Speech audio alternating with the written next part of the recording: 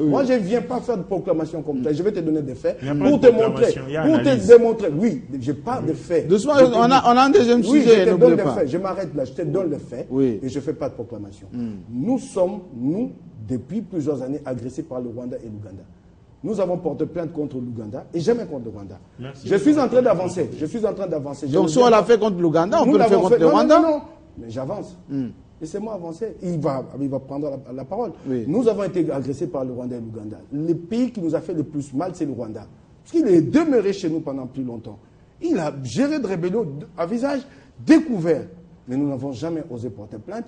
Moïse Kongolo, qui était ministre à l'époque, je crois, de la justice, le dernier gouvernement, je crois, de la justice, ou de la décentralisation, excusez-moi, il a présenté une plainte de la République démocratique du Congo à la Haye, à la justice internationale à la Haye. Quand il est parti du gouvernement, cette plainte a été retirée. Ce n'est pas fini. Mieux encore, en 2010, célébrant notre cinquantenaire, nous avons invité Kagame ici. Et tu crois que c'est ce gouvernement qui va porter plainte? Donne-moi des faits qui montrent que ton gouvernement peut porter plainte. Mais aujourd'hui, on l'épingle. Oui, il n'a pas la parole, c'est moi qui lui donne la parole. Excuse-moi. Je voulais juste dégager une parenthèse avant que j'intervienne, c'est l'histoire de l'armée. Oui. La classe politique rwandaise vient de porter plainte contre Kagame. Exact. C'est-à-dire quoi? L'opposition a compris. Au-delà de la guerre qui se vit à l'est du pays, Kagame tentait de traquer les Hutus rwandais. C'est-à-dire qu'exterminer les Hutus rwandais. Mais pendant que chez nous, on traîne encore les pas, nous attendons Raymond Chibanda et compagnie. Quand est-ce qu'ils vont, n'est-ce pas, saisir la Cour pénale internationale? Ils voyagent beaucoup et ils travaillent beaucoup aussi. Je reviens maintenant pour cette histoire de l'armée. On doit respecter le peuple congolais. On doit respecter ce peuple par nos dirigeants. On lance un appel, n'est-ce pas, à la population pour juste on veut rajeunir l'armée. C'est dangereux. Nous, aujourd'hui, nous sommes victimes de nos militaires. On a recruté les gens sans profil. On a recruté les gens sans critérium, mais liés, n'est-ce pas, à l'intellectualisme. Aujourd'hui, nous, population, on est victimes de ce type de militaires. On veut encore recruter d'autres militaires. Il se pose un problème, n'est-ce pas, de la structure au sein de l'armée. On n'a pas encore structuré cette armée-là. Mais c'est Jean-Marie, nous avons 410 colonels full Tutsi congolais. Nous avons 18 généraux Tutsi congolais dans cette armée-là. À l'époque, il faut les démotiver. Il faut les démobiliser. Mais quoi, comment 410 colonels. À l'époque, Mobutu avait ce sentiment-là de faire une armée de Ngwandi, de Bangala. Ça nous a conduit à... On n'avait pas une armée aujourd'hui. Donc les Kassaïens, les gens de Bandundu... Mais je me dis, Mobutu avait des sentiments tribaux, en nommant leurs frères officiers et consorts. Mobutu avait un sentiment au Métis. Vous verrez la naissance de Kengo de Seteyale. Nous craignons que Kabila, Joseph, ait aussi ce genre de sentiments aux Tutsis congolais. Qui sont plus avantagés dans l'appareil étatique de l'État? Ce sont les Tutsis congolais. Est-ce que c'est circonstanciel ou c'est volontaire? J'en arrive, c'est circonstanciel, il doit se saisir. S'il a la cour de coude, on est là, nos populations, qui nous disent, je suis pris en otage, j'ai la volonté de faire, je suis pris en otage. On va l'aider. C'est ce que moi j'appelle la révolution populaire. Regardez, nous avons une armée où la majorité, n'est-ce pas, de la zone de commandement est Tutsi congolais. Excusez-moi que je dise Tutsi congolais. Parce que quand on dit Tutsi congolais, vous êtes en train de négliger une minorité. Non. Oui. Mais nous avons aussi des groupes, nous avons des Yombe, nous avons les Kassai consorts. Mais aujourd'hui, on lance un appel pour que les jeunes viennent. Ces jeunes seront, n'est-ce pas, dirigés par qui? À Kinyarwanda, parce que dans l'armée congolaise, dans certaines zones de commandement, on parle à Nyarwanda, à Kinyarwanda, qu'on se le dise. À l'Est, est-ce que ça va motiver les militaires, un militaire quinois qui se retrouve à l'Est du pays dans les champs de tir, où on lui donne des ordres à Kinyarwanda? Il va écouter quoi? Donc il faut réformer. On doit restructurer l'armée. Oui. Nous avons des gens qui ont fait l'école militaire, qui aujourd'hui sont dans la rue. Nous en avons. Nous avons le 3e, la 40e, si c'est 400e bataillon de CETA, qui ils sont devenus chauffeurs des ministres et consorts. Qu'on récupère tous ces gens-là, qu'on arrive à structurer l'armée. Nous avons une armée tribalisée aujourd'hui. Je l'ai dit, je n'ai pas froid aux yeux. Que le chef de l'État, lui qui nomme... Il faut que vous ayez un peu plus d'informations quand même. Oui, j'en ai. Mais c'est Jean-Marie, je voulais terminer. Je vous donne une information précise. Pardon. Oui. Je voulais dire quelque chose de très bon. Oui. J'étais au Grand Hôtel, on parle, vous avez dit, c'est un processus. Oui. On parle de la réforme de l'armée. Oui. J'étais au Grand Hôtel. Moi, Didier Toumbala expliqué à plusieurs reprises. J'ai vu les fameux John. Oui. Les fameux John qui fait défection aujourd'hui. Je l'ai vu au Grand Hôtel. Mais 5 mois, 6 mois après, une telle personne qui s'est retrouvée dans la crème de ceux qui doivent, n'est-ce pas, réaliser la réforme de l'armée, il fait défection. Il y a problème d'éthique, il y a problème de moralité. C'est très dangereux. Il s'agit de quelle armée? Je voulais terminer. Ça, c'est très important. Je ne suis pas militaire, je suis journaliste aguerri. Pour devenir un chef d'état-major, M. Jean-Marie Kassamba, soit vous êtes technicien d'état-major, soit vous êtes breveté d'état-major. L'actuel chef d'état-major, il est qui? Non, c'est j'en arrive, que je le dise. Non, c'est un grand officier général. Non, j'ai dit... Il faut parler des choses que vous maîtrisez. Je maîtrise cela. Oui. Ce que j'ai dit, je maîtrise. Il faut que la parole tourne. Je maîtrise ce que j'ai dit. Oui. J'ai dit ceci, dans l'ordre de la discipline militaire. Pour qu'on arrive à diriger, n'est-ce pas, l'état-major, il y a 2 possibilités. Soit on est technicien d'état-major, soit on est breveté d'état-major. Dans le cas d'espèce, notre chef d'état-major n'est nulle part. Mais nous apprécions son intelligence. J'en arrive. Laissez-moi terminer, M. Jamal. Aujourd'hui, combien touche un militaire congolais? Le moral n'est pas... On commence d'abord par restructurer l'armée. Une fois l'armée structurée, on pourrait penser au lendemain de cela, les recrutements des jeunes. Alors, rectification. Les jeunes vont crever de faim. Je vais vous donner la parole. Rectification. Nous avons... Vous savez, la nomination, c'est discrétionnaire.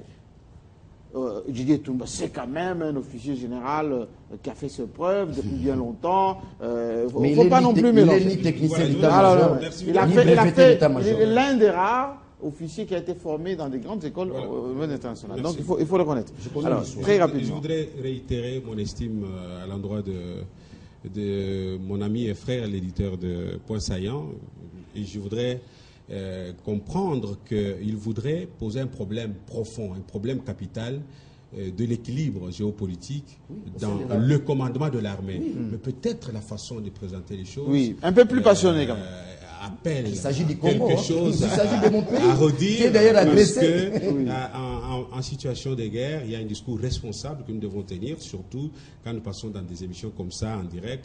Nous devons quand même, en tant que journalistes, qui faisons la jonction de l'œuf et de la poule entre la population et les gouvernants, tenir un discours responsable qui ne va pas dans le sens de personnaliser le débat. Voilà, ce n'est pas une leçon, c'est juste une parenthèse. Mais je voudrais dire que si j'ai soutenu et relayé l'idée du recrutement, je voudrais ici vous rappeler que l'Assemblée nationale, sous le règne d'Évariste Bochab, a réussi à faire adopter une série de lois pour la réforme de l'armée, mais également de la police nationale congolaise. Et il y a des articles qui, justement, insistent sur le fait qu'il y a nécessité de rajeunir l'armée, mais également les services de sécurité de la République démocratique du Congo.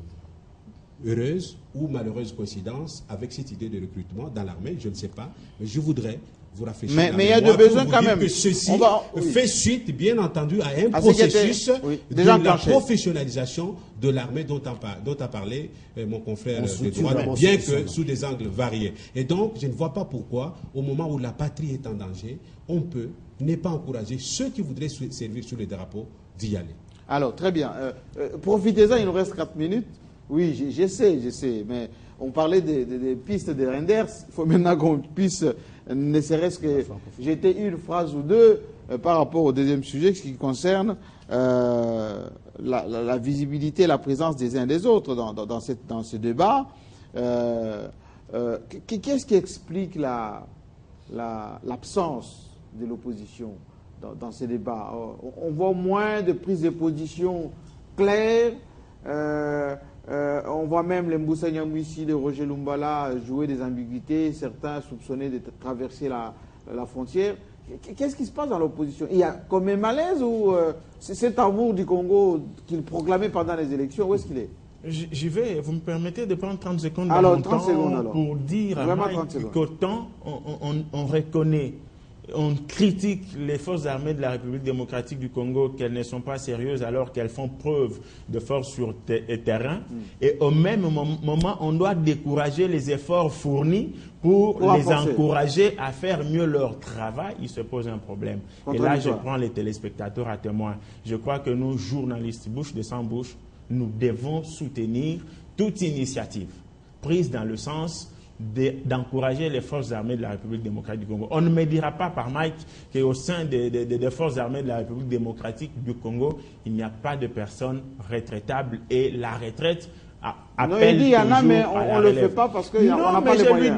Je lui dis qu'aux situations spéciales, des mesures spéciales aussi. Les mesures spéciales ici, et les situations spéciales ici, c'est que le pays est agressé et au lieu de penser à la pension des gens, on doit d'abord penser à la sécurité des personnes et de leurs biens, à la protection des frontières nationales. Parce que si on n'y pense pas a priori, étant donné qu'il faut prioriser le priorisable, pendant qu'on sera en train de penser à la pension, à ceci, et celui qui pense à la pension et celui qui doit toucher sa pension seront pris en sandwich par le Rwanda et ses mentors. Mais merci pour les rimes. Je reviens par rapport à l'opposition. Oui, est-ce que nous avons une opposition au Congo? Ou bien nous avons seulement des ventriotes qui pensent à leurs intérêts mesquins et à leur gloutonnerie? Oui. J'ai lu suffisamment les chroniques des guerres en Afrique centrale, écrites par un journaliste, je crois français ou belge,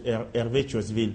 Ce qui m'a tiqué dans ces chroniques, c'est qu'il démontre qu'en 67, il y a un certain Pierre Laval en Italie, un autre monsieur en France, qui ont été condamnés à mort pour avoir flirté avec des rébellions qui agressaient leurs pays respectifs. Pendant que les agressions se vivaient, ces gens ont flirté, ont comploté contre leur nation. Lorsque les histoires sont revenues à la normale, ils ont été sanctionnés avec la peine capitale. Je n'incite pas à la haine, mais je pense que nous n'avons que la patrie.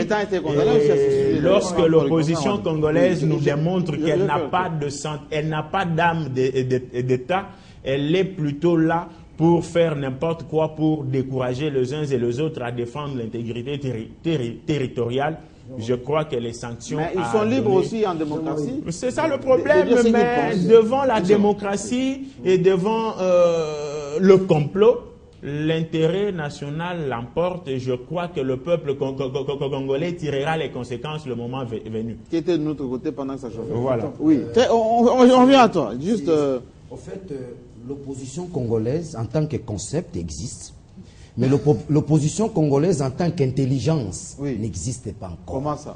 N'existe pas. On a un groupe parlementaire, on a des partis politiques. Non, mais c'est Jean-Marie Kassamba. Quand vous lisez Martin Luther King dans son livre intitulé « La force d'aimer », c'est ça l'idée. Je recommande d'ailleurs aux téléspectateurs de lire cet ouvrage. Il faut lire. Martin Luther King, dans un des paragraphes, il dit « Le plus grand problème actuel de notre société, c'est la capacité de réfléchir. » Fin de citation. Je souligne la capacité de réfléchir. Les gens réfléchissent. Je vous poserai la question entre nous ici, dans ces plateaux. Quelle est la capacité de la réflexion de l'opposition congolaise? N'allons pas, n'est-ce pas, aux individus.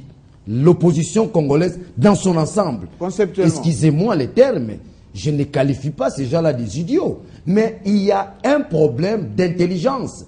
Regardez, c'est l'opposition congolaise qui allait pousser l'implication populaire, n'est-ce pas, de l'ensemble du peuple congolais. Parce que les pouvoirs au départ traînaient les pas pour ramener les choses au clair. Maintenant que les choses sont au clair, quel a été le rôle de l'opposition congolaise? Absent. Nous constatons les gens, la jouissance dans les bars. Nous constatons, vous sentez ici à Kinshasa que le pays n'est pas agressé. C'est le rôle que devait jouer l'opposition congolaise. Maintenant aujourd'hui, cette opposition congolaise, il a pratiquement perdu sa subsistance. Il n'a plus la capacité de drainer la foule. J'en arrive.